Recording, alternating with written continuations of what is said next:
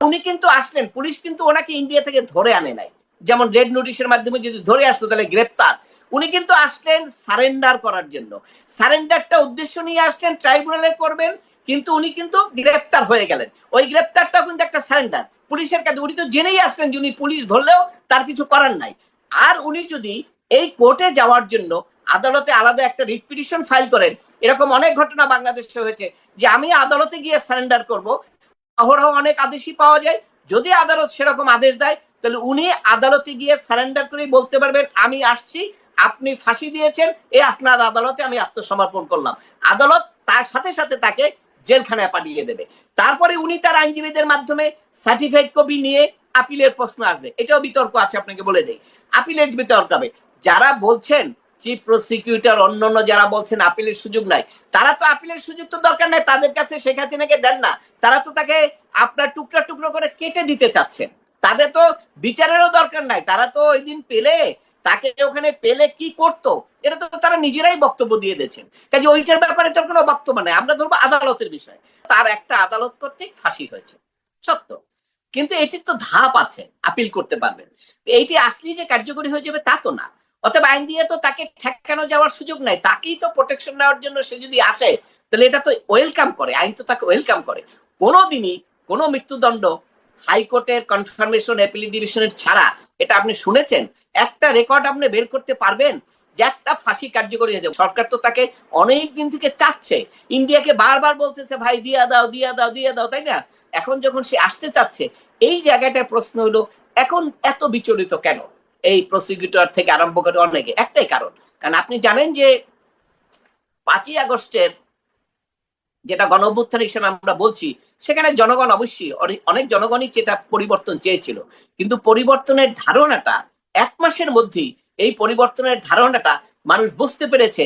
আমরা পরিবর্তন চেয়েছিলি এক ধরনের, কিন্তু এটা ছিনতাই হয়ে পরিকল্পনাটা বাস্তবায়িত হয়েছে আর এক ধরনের। এবং যখন 32 নম্বর ভাঙা হলো, স্বাধীনতার মুক্তিযুদ্ধের আপনার স্মৃতিকে ম্লান করে দেওয়া হলো এবং 72-এর সংবিধান ফেলে দেওয়া হলো, সমস্ত মুক্তিযুদ্ধের পক্ষের শক্তিটা বুঝে গেল এই সামনে গণ অভ্যুত্থান থাকলেও এটার ব্যাকগ্রাউন্ডে একটা গ্রুপ আছে যারা নাকি মুক্তিযুদ্ধের যে হেরে যাওয়ার ইতিহাস, হেরে যাওয়ার যে ক্ষোভ, সেই প্রতিশোধটা এখান থেকে। সাবেক প্রধানমন্ত্রী শেখ হাসিনা রয়টার্সকে সাক্ষাৎকার দিয়ে তিনি ডিসেম্বরের মধ্যে দেশে ফিরে আদালতে আত্মসমর্পণ করতে চান এবং তিনি তার আরো নির্বাসিত নেতাদের নিয়ে আদালতে আত্মসমর্পণ করবেন, এমন একটা ঘোষণা দেওয়ার পর থেকেই সরকারের বিভিন্ন পর্যায় থেকে নানা রকম প্রতিক্রিয়া হাজির করা হচ্ছে। এবং সেসব প্রতিক্রিয়ায় কেউ বলছেন শেখ হাসিনা ফিরলে তাকে ইনসাফ দেওয়া হবে, কেউ বলছেন তার আদালতে নিজে নিজে ফিরে আত্মসমর্পণের কোনো সুযোগই নাই, কেউ বা বলছেন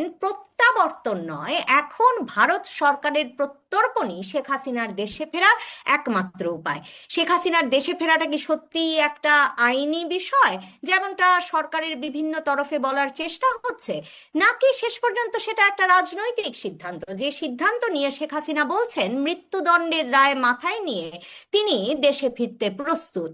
এসব নিয়ে আলোচনায় আমার সঙ্গে উপস্থিত হয়েছেন, আমার সঙ্গে যুক্ত হয়েছেন বাংলাদেশের সিনিয়র আইনজীবী, সিনিয়র অ্যাডভোকেট মনজিল মোরশেদ। মনজিল মোরশেদ, আপনাকে স্বাগত। মনজিল মোরশেদ, মানে এই যে সরকারের বিভিন্ন জন বিভিন্ন রকম আইনের কথা বলছেন, ধরেন প্রধানমন্ত্রীর উপদেষ্টা ডাক্তার জাহিদুর রহমান বলছেন তিনি ফিরলে তিনি স্বাগত, তাকে ইনসাফ দেওয়া হবে। আন্তর্জাতিক অপরাধ ট্রাইব্যুনালের চিফ প্রসিকিউটর একরকম কথা বলছেন, আবার পররাষ্ট্র মন্ত্রণালয়ের তরফে প্রতিমন্ত্রী শামা ওবায়দ আরেক রকম কথা বলছেন, নানাজন নানা রকম বলছেন। শেষ পর্যন্ত বিষয়টা কি আইনি বিষয়, এবং সরকারের দেওয়া আইনের যে ব্যাখ্যা সেটাকে কিভাবে দেখছেন? মানে হাসিনার ফেরার বিষয়টা নিয়ে সরকার এত আইন দেখাচ্ছে কেন? ধন্যবাদ আপনাকে। দেখুন, আপনার যখন কোনো বক্তব্য কোনো সুনির্দিষ্ট আইনের ব্যাখ্যা দিলে সেটা তাদের জন্য সুবিধা হয় না বা তাদের মনোপুত হয় না অন্য কারো, সেই ক্ষেত্রে বিভিন্ন ধরনের বক্তব্য আসাটাই কিন্তু খুব স্বাভাবিক।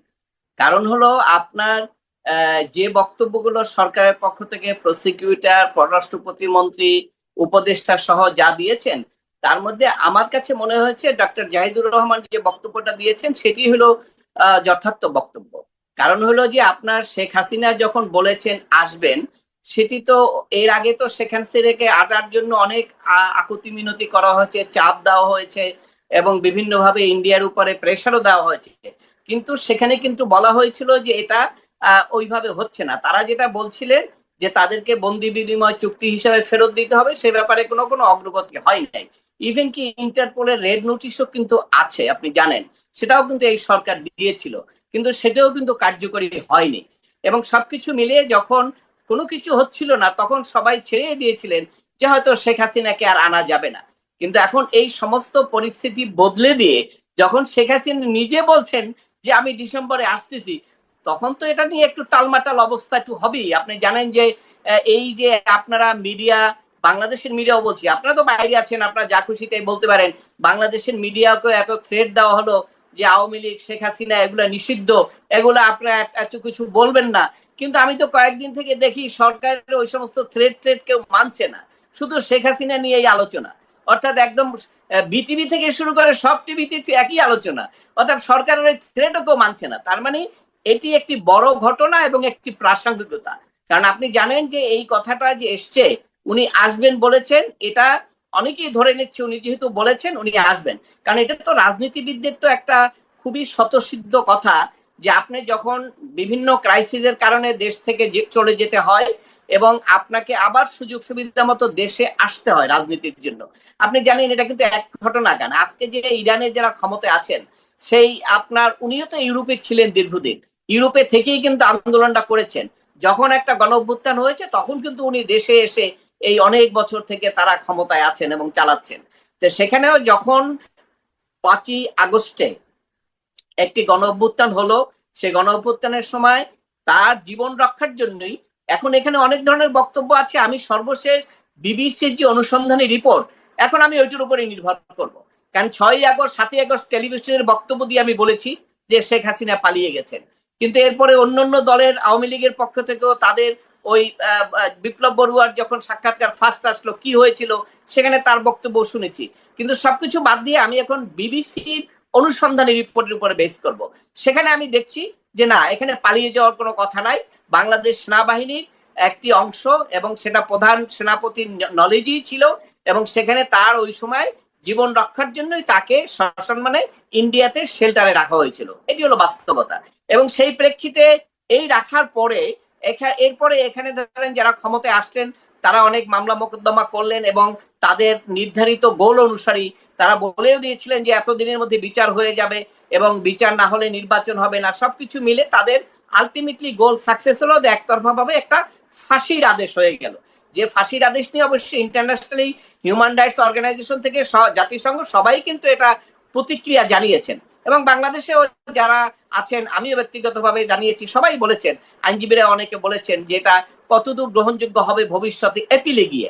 তো এই যখন অবস্থা, যখন শেখ হাসিনা বলছেন যে আসবেন, তখন স্বাভাবিকভাবে শেখ হাসিনা যদি এখন আসেন তাহলে সেই আসার ক্ষেত্রে সরকার যে স্বাভাবিক, খুব স্বাভাবিক প্রক্রিয়ায় শান্তভাবে রাষ্ট্র পরিচালনা করছেন, এটা কি আর ওই অবস্থা কি থাকবে? ওটি তো থাকবে না। কাজে স্বাভাবিকভাবে কিন্তু সরকার একটু লড়ে চড়ে বসবেই। শুধু সরকার না, আপনি দেখেছেন সরকারের যারা সমর্থক, শেখ হাসিনা তো বলেন নাই, শেখ হাসিনা তো বলেন নাই যে উনি দেশে ফিরে বিরাট আন্দোলনের ঘোষণা দেবেন। উনি বলেছেন উনি আদালতে আত্মসমর্পণ করবেন। এটা একটা প্রশ্ন।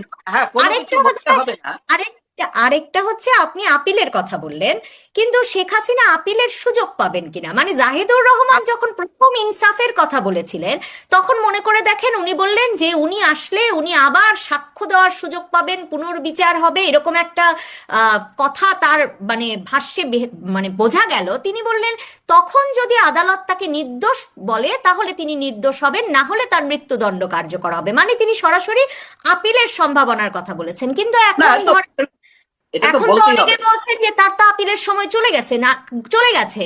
জুলাইয়ের যারা বিজয়ী পক্ষ নাহিদ ইসলামরা তারা তো রাজপথে বলছেন, জনসভায় বলছেন যে শেখ হাসিনাকে আপিলের সুযোগ দেওয়া চলবে না। তো আপিলের সুযোগটা কি তিনি পাবেন কিনা সেটাও তো আসলে আদালতের সিদ্ধান্তের উপর বোধহয় মানে নির্ভর করে। পাবেনই সেটা কি বলা যায়? না, এখানে আপনাদের সকল মিডিয়ার একটা ব্যর্থতা আছে। সেই ব্যর্থতাটা হলো আপনি যখন আইনি প্রক্রিয়ার কথা জানতে চাইবেন যথার্থ জায়গায় সেটা জিজ্ঞেস করতে হবে। আপনি যদি যিনি তাকে শেখ হাসিনাকে ফাঁসি দিতে চান, তার কাছে যদি আপনি জিজ্ঞেস করেন, সেখানে আইনি জবাবটা সঠিকভাবে পাওয়া যায় না। এটা আপনি দেখেছেন যুদ্ধ অপরাধীর মামলায় আমাদের তৎকালীন অ্যাটর্নি জেনারেল রায় হওয়ার পরেই বলতেন, রিভিউ শেষ হওয়ার পরে, এটা ন্যায় বিচার হয়েছে। আবার একই সাথে মাহবুব হোসেন যে আসামির পক্ষে ছিল, উনি বলতেন আমরা কোনো ন্যায় বিচার পাইনি। এটি হলো রাজনৈতিক বক্তব্য।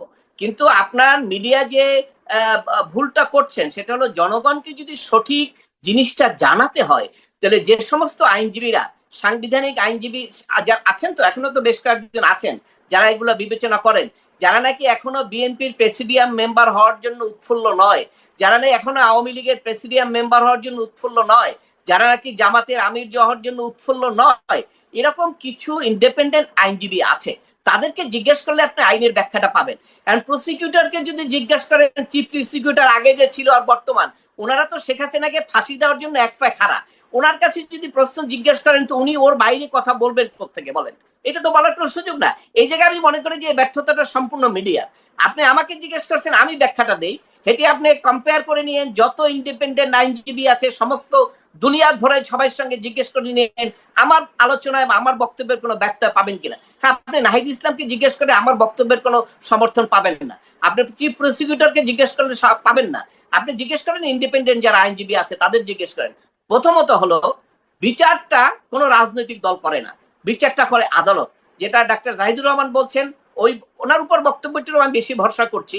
উনি যেটা বলেছেন এটাই যথার্থ, যে একটা রায় হয়ে যাওয়ার পরে আপনি তাকে কিভাবে হয়, কোর্ট তাকে চাচ্ছে তাকে জেলখানায় দেওয়ার জন্য, শাস্তি দেওয়ার জন্য। আর এই কোর্টের পক্ষে, কোর্টের নিজস্ব কোনো কিন্তু অফিসার নাই যে তাকে গ্রেপ্তার করবে। কোর্টের পক্ষে আমাদের দেশে যে প্রচিত আইন, সেখানে কোর্টের পক্ষে কাজটা করে হলো পুলিশ। পুলিশ তাকে গ্রেপ্তার করবে।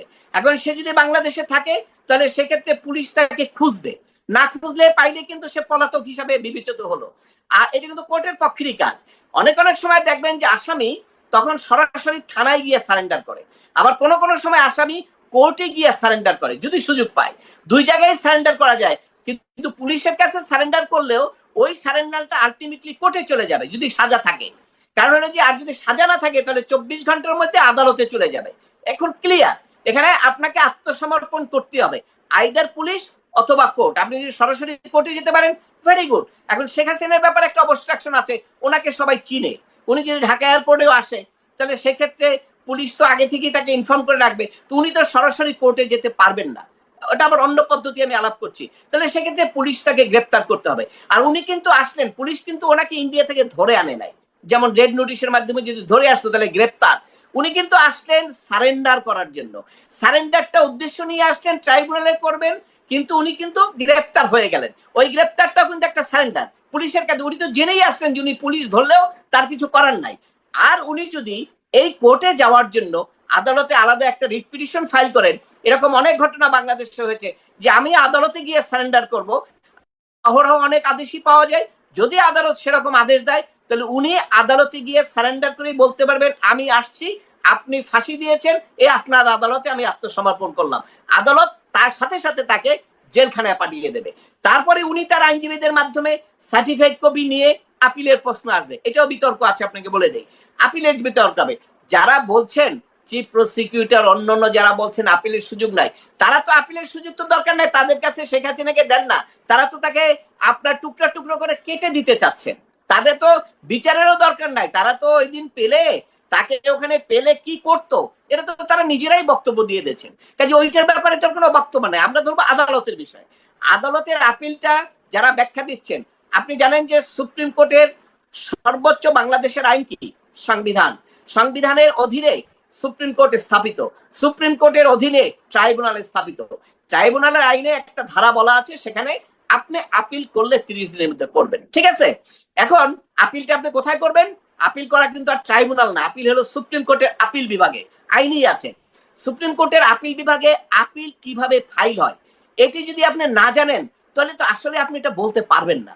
কারণ আমরা তো দেখেছি বাংলাদেশের একজন স্বনামধন্য শিক্ষক, আইনের শিক্ষক, যিনি উপদেষ্টা ছিলেন, তিনি আমাদের এই যে যখন বৃহস্পতিবার তৎকালীন প্রধান বিচারপতি আপনার একটা মিটিং ডেকেছিল, আপনার সুপ্রিম কোর্টের বিচারকদের নিয়ে, সেইটার ব্যাপারে রাত 1টার সময় উনি দিলেন, যেখানে রিট পিটিশন হবে, আওয়ামী লীগকে আবার ফিরিয়ে আনা হবে, প্রধানমন্ত্রী হিসেবে ঘোষণা করা হবে। অর্থাৎ একজন আইনের শিক্ষকের এই ধারণা নাই যে সুপ্রিম কোর্টের যে রেফারেন্স, সেই রেফারেন্সটাকে কি বলে আর কোর্ট কি, এইটাই নাই। কোর্ট ছাড়া কোথাও রিট পিটিশন হয় না। ওই রেফারেন্সটা তারা দেখেছিলেন এই জন্য যে রোববারে কোর্ট বসবে কিনা, কেন এটা তো বিচারপতিদের ওই সময় তো টালমাটাল অবস্থা, তাদের মতামত লাগবে যে বসবে কিনা। তারা যদি বলতেন বসবো না, ওই সুযোগে কিন্তু তখন হাজার হাজার ছাত্ররা সুপ্রিম কোর্টে গিয়ে বিচারকদের জোর করে পদত্যাগ করালেন। এটা অভিজ্ঞতা বা জ্ঞানের অভাব থাকলে যেটা হয়। এই অ্যাপিলের ব্যাপারটা আমি বলবো, অনেকেই জানে না যে আপিল কিভাবে করতে হয়। আপিল করতে হয় সুপ্রিম কোর্টের আপিল বিভাগের একটা রুলস আছে, সেই রুলস অনুসারে, এর বাইরে কোনো ব্যতিক্রম নাই। আপনি অন্য কোনো আইন নিয়ে সুপ্রিম কোর্টে আপিল করতে পারবেন না। সুপ্রিম কোর্টের আপিল বিভাগের রুলসে কি বলা আছে, আপনি যখন আপিল করবেন, এটা আর্টিকেল 103-তে কি কি ফর্মে করবেন সব বলা আছে। এরপরে বলা আছে যেমন যে আপিলের সময় 30 দিনের মধ্যে, সেটা আপনাকে 30 দিনের মধ্যে করতে হবে। অনেক সিভিলের আপিল 90 ডেজের মধ্যে, সেটাও 90 ডেজের মধ্যে করতে হবে। ওইখানে একটা বিধান আছে, যদি আপনি এর সময়ের মধ্যে না পারেন, তাহলে আপনাকে একটা অ্যাপ্লিকেশন দিতে হবে, কন্ডেনেশন অ্যাপ্লিকেশন। আপনি দেরিতে কেন আসলেন, তখন ওই আপিলের সঙ্গে কন্ডেনেশন অ্যাপ্লিকেশনটা থাকে। আদালত তখন বিবেচনা করে যে আপনি যে দেরিতে আসলেন, আপনার যুক্তি যেটা দিবেন সেটা গ্রহণযোগ্য কিনা। যদি গ্রহণযোগ্য হয়, সাথে সাথে কন্ডন করে আপিলটাকে এডমিট করবে। আর আপিলটা যখন এডমিট হবে, এইটা স্বতঃসিদ্ধ ব্যাপার, ফাঁসির আদেশ থাকলে সেই ফাঁসির আদেশ সাথে সাথে আসামি পক্ষের আবেদনের প্রেক্ষিতে স্থগিত হতে হবে। কারণ আপনি যদি আপিল করলেন, পরের দিনে আপিলে ফাঁসি কার্যকরী হয়ে যায়, সেই আপিলের তো কোনো ভ্যালু নাই। আপনারা জানেন যুদ্ধ অপরাধীর ক্ষেত্রে রাত্র 9টার সময় জাস্টিস মাহমুদ হোসেন যখন ইয়েতে ছিলেন, সেখানে আপনার রাত্র 9টার সময় রিভিউতে অ্যাপিল স্টে করতে হয়েছিল। কারণ যদি স্টে না করে, তো রাত্রি তো ফাঁসি কার্যকরী ফেলে, তাহলে রিভিউর দাম কি থাকবে। অর্থাৎ অ্যাপিলটা ওখানে নর্মালি স্টে হয়ে যাবে। এখন কন্ডেনেশনের যুক্তি আছে কিনা, এটা একটা বড় প্রশ্ন। কেউ বলতে পারেন, দেখেন শেখ হাসিনা যেদিন চলে গিয়েছেন, ওই দিন তার জীবনের নিরাপত্তা ছিল না, আর্মি স্বীকৃত। এবং পরবর্তীকালে অনেকেই যারা আন্দোলন করেছেন, গণঅভ্যুত্থানের সঙ্গে জড়িত ছিলেন, অনেকেই বলেছেন ওনাকে পেলে টুকরো টুকরো করে কাটা হতো। এই সমস্ত ঘটনাগুলো ছিল। এবং ওনার দেশের নিরাপত্তার বিষয়টা এখনো সন্দেহ আছে, উনি স্বাভাবিকভাবে চলতে পারবেন। শেখ হাসিনার যুক্তি গ্রহণযোগ্য হবে কিনা সেটা তো বোধহয় আইনের, মানে আমি আশা করি আদালত অবমাননা হবে কিনা, কিন্তু শেখ হাসিনার যুক্তি গ্রহণযোগ্য হবে কিনা অ্যাডভোকেট মনজিল মোর্শেদ, সেটা তো অনেকটা রাজনৈতিক বিষয়। কারণ ধরেন যুদ্ধাপরাধের দায়ে মৃত্যুদণ্ডপ্রাপ্ত আসামি, যিনি মৃত্যুদণ্ড কার্যকরের জন্য অপেক্ষা করছিলেন, তিনি জামায়াতে ইসলামীর এমপি হয়েছেন, জামায়াতে ইসলামীর শীর্ষ নেতাই তিনি ছিলেন। আজাদ আবুল কালাম, যাকে বাচ্চু রাজাকার হিসেবে লোকে চেনেন, তিনি সাজা স্থগিত করলেন, এখন তার আপিল গৃহীত হয়েছে, কারণ পরিস্থিতি বদলে গেছে। শেখ হাসিনার আপিল গৃহীত হবে নাকি, যেমনটা বলা হচ্ছে সরকারের বিভিন্ন জনের তরফে, যে ম্যানিলার রোপ নিয়ে তারা রেডি, তাকে সরাসরি গ্রেফতার হতে হবে, ফাঁসি কার্যকর হয়ে যাবে কিনা, এ ধরনের আপনার বক্তব্যের পুরো স্ক্রিপ্ট আমি বুঝতে পেরেছি। আমি ওটা শেষ করলে আপনি বুঝতে পারতেন। আমরা তো সুপ্রিম কোর্টে এখনো প্র্যাকটিস করি, প্রধান বিচারপতির নেতৃত্বে একটা আপিলেট কোর্ট আছে। আমরা কোনো ইতিহাসে এটা পাই নাই যখন একটা মৃত্যুদণ্ড প্রাপ্ত আসামি সে কন্ডেনেশন অ্যাপ্লিকেশন নিয়ে যাবে আর তার কন্ডেনেশন অ্যাপ্লিকেশনটা রিজেক্ট হবে। এইটা কোনো আইনের ধারায় পড়ে না।